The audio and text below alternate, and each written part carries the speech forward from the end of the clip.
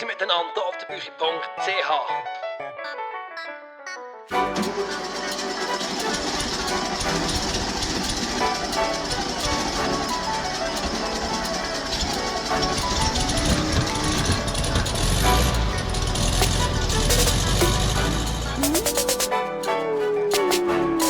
Es war Sommer.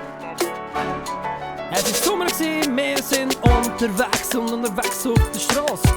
Es ist so schön, mit dem Käfer unterwegs zu sein. Aha, oh yeah. Kommst an eine Tankstelle her und ich muss sagen, hey, lasst dir mal zu, ich glaub, ich sehe es nicht recht.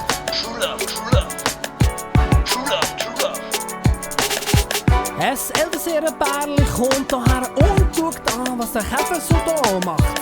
Er ist da, wir tanken auf, wir wollen drauf, wir wollen aufs Asphalt gehen, wir wollen es miteinander verstehen.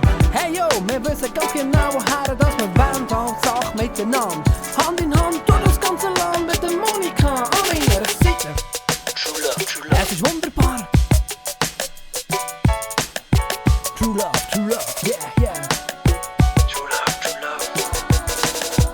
Der Asphalt unter unseren Strassen ist schon heiß, aber wir sind heißer.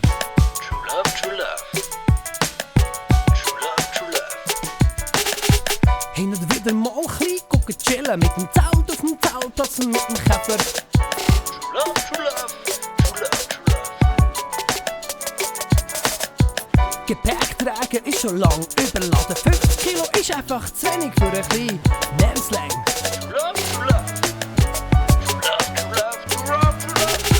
Wir fahren weiter, wir bleiben weiter. Am Asphalt und wir schauen weiter.